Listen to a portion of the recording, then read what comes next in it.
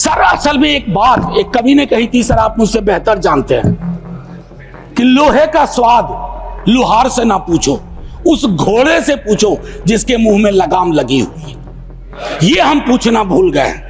बेरोजगारी मैं जानता हूं सर, इसका इंस्टेंट सॉल्यूशन किसी के पास नहीं है। मैं ये कहूं कि नड्डा साहब की सरकार बैंडेड लगा देगी, नहीं सर वो नहीं होगा।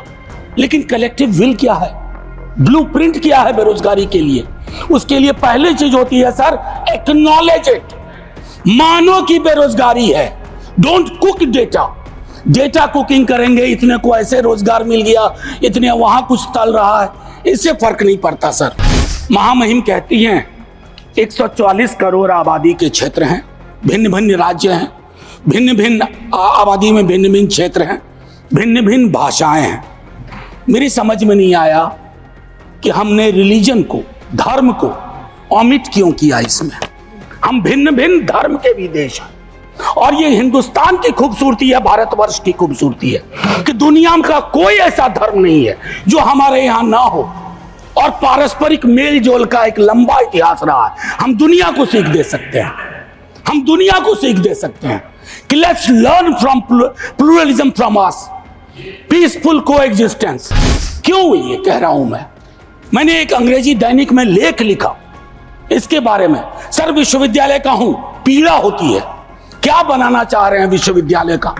विश्वविद्यालय में विश्व शब्द महत्वपूर्ण है, वैश्विक वर्ल्ड व्यू उसका क्या है, नैरो है या व्यापक है?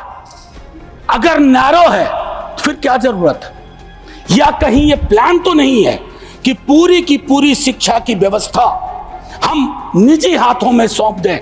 और ये मैं अपने सब के लिए कह रहा हूं, यदि तुम्हारे घर के एक कमरे में आग लगी हो तो क्या तुम दूसरे कमरे में सो सकते हो? यदि तुम्हारे घर के एक कमरे में लाशें सड़ रही हो तो क्या तुम दूसरे कमरे में प्रार्थना कर सकते हो? यदि तुम्हारा जवाब हां है, मुझे तुमसे कुछ नहीं कहना है। माननीय मानस रंजन जी, माननीय श्री मनोज कुमार झा जी।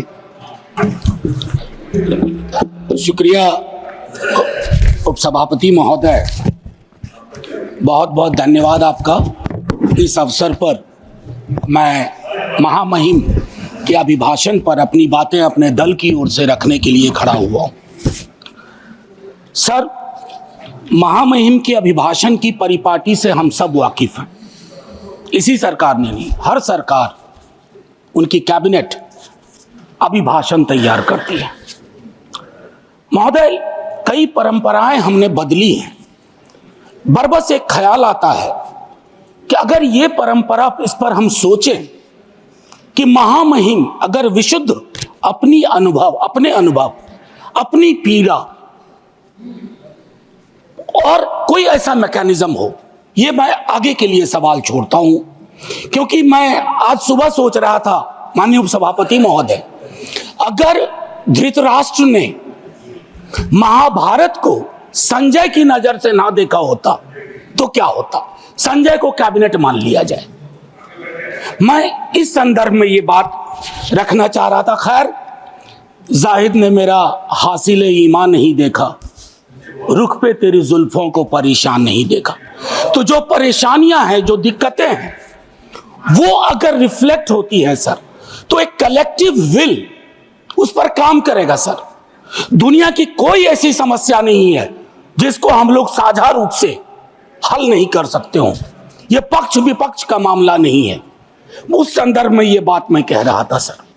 यह अवसर है महाकुंभ में जो जाने गई हैं, मैं उनके लिए श्रद्धांजलि व्यक्त करता हूं अपने सभी साथियों की ओर से। सर मैं आंकड़ों में जाऊंगा ही नहीं, मैं कोविड के दौर का भी गवाह हूं सर। कितनी लाशें अनअटेंडेड चली गई सर। अति साधारण लोग हैं ये। जिंदगी में डिग्निटी चाहिए सर, संविधान भी कहता है, लेकिन मौत में उससे बड़ी डिग्निटी चाहिए। अगर हम डिग्निफाइड डेथ नहीं इंश्योर कर पा रहे हैं सर, तो ये हमारे सामूहिक विफलता है सर। क्या आंकड़े की बात करूं, मैं जानता हूं, मुझे फोन आते हैं, आपको भी आते होंगे कि फलनवा वो गया है, कोई खबर नहीं लग रही है, फोन नहीं लग रहा है। वो व्यग्रता, वो चिंता सर तब बढ़ जाती है ना जब 17 घंटे तक कोई आधिकारिक पुष्टि नहीं होती है, तो अफवाह फैलती है सर, और अफवाह फर्दर स्टैम्पीड को जन्म देती है। 2-3 जगह हो जाते हैं। और मैं क्या कहूं सर, मैं सोच रहा था कल जब बातचीत शुरू हुई, खड़गे साहब बोल रहे थे, बाकी लोग, मैं सोचा कि इतनी देर में नेहरू जी नहीं आए, तो नेहरू जी भी आ गए। 54 के कुंभ का जिक्र हुआ संभवतः कि इतने लोग मारे गए थे। सर ये लाशों के आंकड़े पे तेरा वाला मेरा वाला, ये लोग कितने चोटिल होते होंगे समझिए सर। मैं आपके माध्यम से ये कहना चाहता हूं।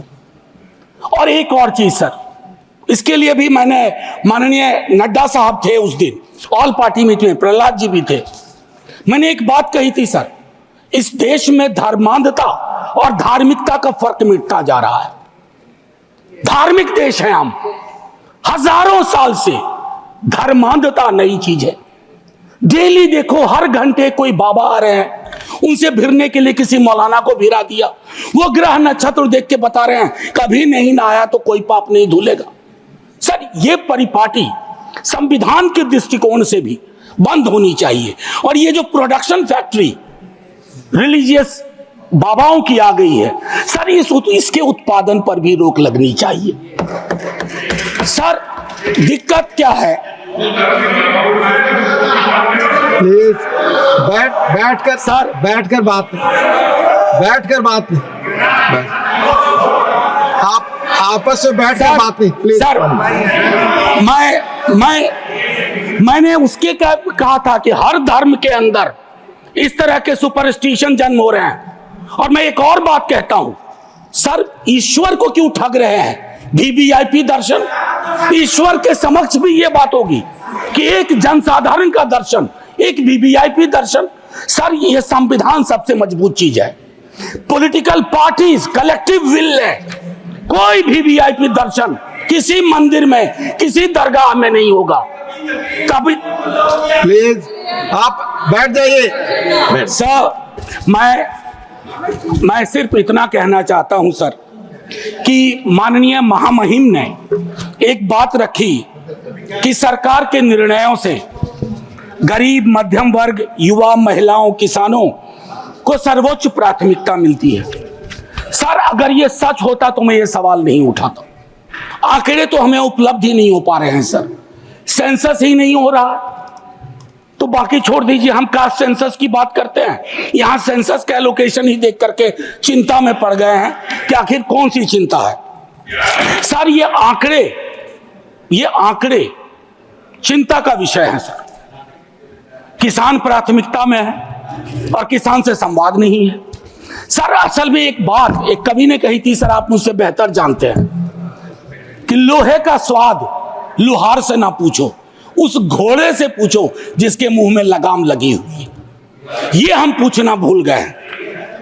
सर मैं एक महत्वपूर्ण मुद्दा जो मैंने ऑल पार्टी मीट में भी कहा था, आय की घोर असमानता, ये हमको आपको आने वाले वर्षों में और परेशान करेगी।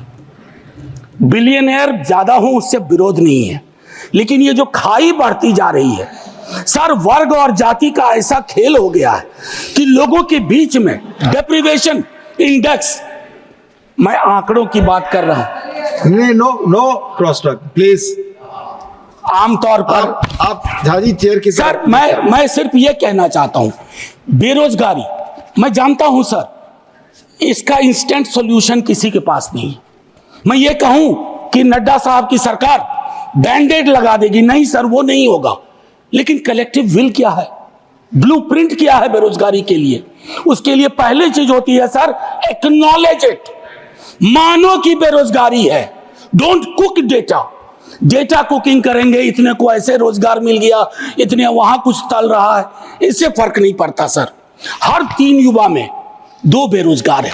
और नतीजे में देखिए सर, एक हमारे यहां संस्था है बिहार में जो परीक्षाएं कंडक्ट करती हैं उच्च पदों की, सर उसका करिकुलम वाइटे कहता है कि बीते कुछ वर्षों में कोई भी परीक्षा बिना रिगिंग के नहीं हुई है, और अगर आप वहां जाकर के न्याय मांगो तो आप पे लाठी चार्ज होता है। तो युवाओं का कौन सा देश हम दे रहे हैं सर? एक ऐसा देश जिसमें वो अपनी मांगों के लिए सड़कों पे ना आए, और लेजिटिमेट मांग सर, कोई गलत मांग नहीं।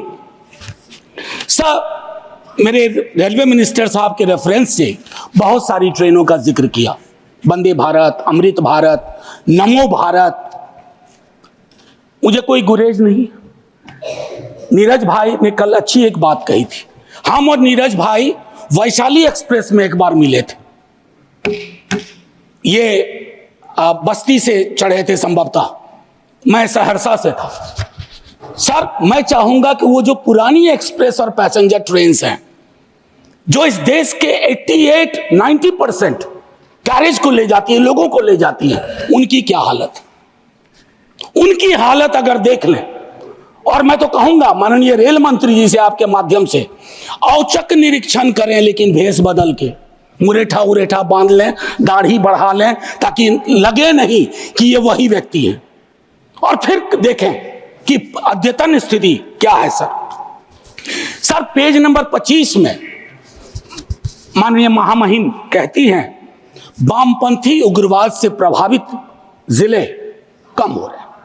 बड़ी खुशी की बात है, लेकिन एक दक्षिणपंथी उग्रवाद भी है, एक दक्षिणपंथी अतिवाद भी है, और जिसके अंदर संभावना होती है कि वो छद्म राष्ट्रवाद का रूप ले लेता है। उसके बारे में हम क्या सोच रहे हैं, ये भी सर तय करना होगा, अन्यथा संविधान के मूल्य, ये सारी चीजें खारिज हो जाएंगी। सर पेज नंबर 27 पे पैरा 31 महामहिम कहती हैं 144 करोड़ आबादी के क्षेत्र हैं, भिन्न भिन्न राज्य हैं, भिन्न भिन्न आबादी में भिन्न भिन्न क्षेत्र हैं, भिन्न भिन्न भाषाएं हैं। मेरी समझ में नहीं आया कि हमने रिलीजन को, धर्म को ओमिट क्यों किया इसमें। हम भिन्न भिन्न धर्म के भी देश हैं, और ये हिंदुस्तान की खूबसूरती है, भारतवर्ष की खूबसूरती है कि दुनिया का कोई ऐसा धर्म नहीं है जो हमारे यहाँ ना हो, और पारस्परिक मेल जोल का एक लंबा इतिहास रहा है। हम दुनिया को सीख दे सकते हैं, हम दुनिया को सीख दे सकते हैं कि let's learn from pluralism from us, peaceful coexistence. हालांकि हाल के दिनों में हमने वो लर्निंग का जो मॉड्यूल है उसको खराब कर दिया है। हाल के दिनों में एक और चिंता का विषय रहा था जो मैं आपको कहूं। इससे पहले कि मैं एक बात कहूं, सर मैं हिंदू हूं, लेकिन मैं चाहूंगा कि मेरे धर्म में, बाकी धर्म के लिए भी अपील करूंगा, लेकिन अपने धर्म में भी फर्क आए चीजों को देखने में। सर ये किताब है, अगर आप कहेंगे तो मैं गिफ्ट करूंगा नड्डा साहब को। Thank you Gandhi. ये कृष्ण कुमार जी ने लिखी है, मेरे सीनियर थे, शिक्षक भी थे दिल्ली विश्वविद्यालय में, एनसीईआरटी के चेयरमैन रहे, अभी रिटायर्ड लाइफ जी रहे हैं। उनका एक दोस्त था मुन्ना, ब्यूरोक्रेट था मध्य प्रदेश का। He died an unfortunate death during Covid. उसकी डायरी के पन्नों से यह किताब बनी है। कृष्ण कुमार जी ने यह किताब ली। क्या कहते हैं सर पता है? कलेक्टिव गिल्ट का एक्सप्रेशन हमारे धर्म में कम रहा। औरतों के साथ क्या क्या नहीं हुआ, कलेक्टिव गिल्ट नहीं। जातियों में देखिए किस तरह का व्यवहार रहा, कलेक्टिव गिल्ट नहीं। गांधी की हत्या के बाद कलेक्टिव गिल्ट का अभाव रहा। उस संदर्भ में यह किताब है। मैं ऐसे ही नहीं कह रहा हूं, मैं गिफ्ट करूंगा लिख करके माननीय नेता सदन को। बड़ा गडमड हो रहा है। अगर देखें महामहिम के भाषण में, अभी हाल के दिनों में चर्चा हुई कि स्टेट, सर पॉलिटिकल लाइफ में विरोध करना तो इनकी नीतियों का शुरू किया था विद्यार्थी के रूप में। तो हम कहते थे Indian state oppressive state, Indian state down down, लेकिन हम फर्क जानते थे राज्य और राष्ट्र का। हाल के दिनों में एक बयान आया नेता प्रतिपक्ष का, उसके बाद शुरू हो गया कि राष्ट्र को कहा नहीं भाई। मैं एक पेपर पढ़ाता हूं एमए में, डिपार्टमेंट ऑफ सोशल वर्क में, दिल्ली यूनिवर्सिटी में। उसका नाम है state political economy and governance. उसका पहली यूनिट में कहता हूं, there is a difference between nation comma state comma its government. हम तीनों डिस्टिंक्शन को ब्लर कर रहे हैं। मैं राष्ट्र की खूबसूरती के लिए अपने सरकार की आलोचना करूंगा, मैं राष्ट्र की बेहतरी के लिए अपने राज्य की आलोचना करूंगा, लेकिन मैं राष्ट्र के साथ मोहब्बत में हूं इसलिए कर रहा हूं। इस डिस्टिंक्शन को खत्म ना किया जाए सर। एक चीज 2022 के अगस्त महीने में हमारे बिहार के मुख्यमंत्री जी की अंतरात्मा जागी, हम साथ आए।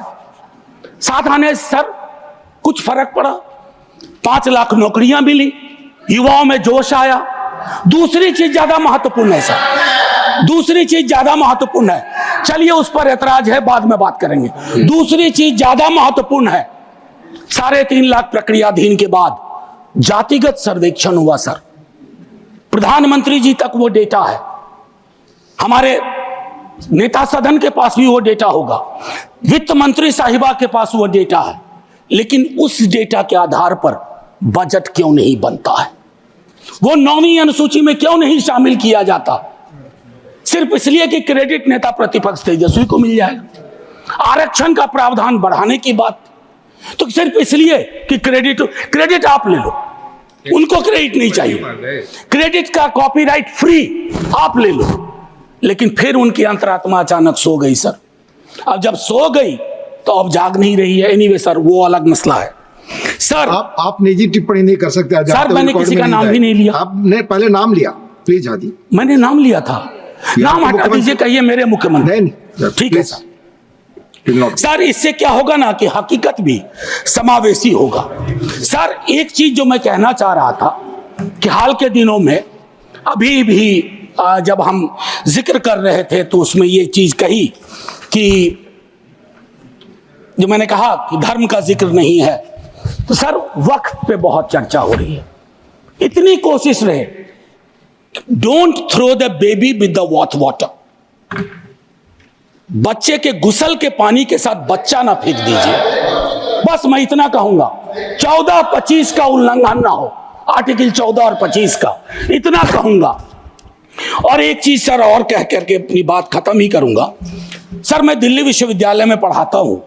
अभी यूजीसी का ड्राफ्ट रेगुलेशन आया, यह भी मैंने ऑल पार्टी मीट में कही थी। हमारे दोनों माननीय मंत्री जी वहां थे, हाँ, हमारे साथी लोग सब थे, इन्होंने भी रेज किया। सर, ड्राफ्ट रेगुलेशन मैं चाहूंगा आप पढ़िए। सर, ये विश्वविद्यालयों की मौत की इबारत है। It's going to be an obituary for the university system at it exist today. It's anti-teacher, anti-university and anti-federalism, anti-student। क्यों ये कह रहा हूं मैंने एक अंग्रेजी दैनिक में लेख लिखा इसके बारे में। सर, विश्वविद्यालय का हूं, पीड़ा होती है। क्या बनाना चाह रहे हैं विश्वविद्यालय का? विश्वविद्यालय में विश्व शब्द महत्वपूर्ण है, वैश्विक वर्ल्ड व्यू उसका क्या है, नैरो है या व्यापक है? अगर नैरो है तो फिर क्या जरूरत है? या कहीं ये प्लान तो नहीं है कि पूरी की पूरी शिक्षा की व्यवस्था हम निजी हाथों में सौंप दें, ताकि आपके तो स्कूल के नाम भी मैंने कई बार आपत्ति दर्ज की है, Eklavya model school. Sir, Eklavya के नाम पर, एकलव्य को प्रताड़ित चरित्र मानता हूं, प्रताड़ित था, वो सिस्टम का पार्ट नहीं था। इसलिए सर, मैं चाहता हूं कि पूरी व्यवस्था उस अनुसार से हमें देखनी चाहिए। सर, एक चीज कहूंगा इसमें, अगर मैं 2-3 छोटी छोटी चीजें सर, आंगनवाड़ी, सहायिका, आशा, ये हमारे कैरियर्स हैं, हमारी सारी स्कीम को ढो रहे हैं। उनका मानदेय क्या है? उनका मानदेय चिंता का विषय है। सारी स्कीम को वो कैरी करते हैं। एक तो वैकेंसी है, ऊपर से उनके मानदेय में कोई बढ़ोतरी नहीं, तो एक स्टैग्नेशन है सर, कंप्लीट स्टैग्नेशन है। उनके लिए सोचा जाए, उनके बारे में, उनके कार्य के अनुरूप चर्चा हो। सर, टीचर की वैकेंसी, मैं तो अपने यहां से भी वाकिफ हूं, विश्वविद्यालयों की बात नहीं करूंगा। एक श्वेत पत्र आना चाहिए, SC ST OBC रिजर्वेशन की क्या अद्यतन स्थिति है विश्वविद्यालयों में, ICSR इंस्टीट्यूशंस में। सर, लोगों की आंखें फटी रह जाएंगी। मैं बता रहा हूं, कोविड में जब मैंने बात की थी, जो आज मैंने कुंभ वाली बात की, बीजेपी के दोस्तों ने आके कहा somebody had to speak। Sir, हम पार्टी अलग अलग हो, धारा तो एक है सर। लोग उनसे भी तो कहते होंगे कि हमारा रिप्रेजेंटेशन क्या हो रहा है, हमारे बारे में क्यों नहीं बोलते हो। सर, ये मैं समझता हूं एक श्वेत पत्र आना चाहिए। मैंने पूरा आंकड़ा मैं हाँ सर, अब नहीं, ये उचित नहीं होगा, क्योंकि सेंट्रल हॉल में वो अद्भुत जगह थी। सर, बस खत्म कर रहा हूं। सेंट्रल हॉल में एक अद्भुत जगह थी जहां लोग कटिंग अक्रॉस पॉलिटिकल पार्टी आते थे। ये अवसर नहीं है उसके लिए वकालत करने का, लेकिन मैं कहूंगा कि सेंट्रल हॉल नुमा एक चीज बेहद आवश्यक है। तब सर ये पार्लियामेंट में डेडलॉक नहीं होगा। डेडलॉक तोड़ने की सबसे खूबसूरत जगह सेंट्रल हॉल थी। खैर, एनीवे सर, मैं ये कहना चाहता हूं, टीचर शॉर्टेज, छोटा एक उदाहरण दे रहा हूं, सोल्यूशन। शिक्षा प्रेरक हजारों की संख्या में पार्ट ऑफ ए प्रोग्राम था, आज वो खाली बैठे हुए हैं, आप उनको एम्प्लॉय करो। DLED आप ही की सरकार का प्रोग्राम था, DLED आप ही की सरकार का आइडिया था। आपने क्या किया? DLED के बाद न्यायालय के इंटरवेंशन के बावजूद, बस खत्म कर रहा हूं सर, बावजूद उसको आपने दरकिनार कर दिया। तो मैं माननीय महामहिम के, जब मैंने शुरुआत की थी सर, एक लाइन कह के खत्म करूंगा और मैं सर्वेश्वर से खत्म करूंगा, और ये मैं अपने सब के लिए कह रहा हूं। यदि तुम्हारे घर के एक कमरे में आग लगी हो तो क्या तुम दूसरे कमरे में सो सकते हो? यदि तुम्हारे घर के एक कमरे में लाशें सड़ रही हो तो क्या तुम दूसरे कमरे में प्रार्थना कर सकते हो? यदि तुम्हारा जवाब हां है, मुझे तुमसे कुछ नहीं कहना है। जय हिंद सर।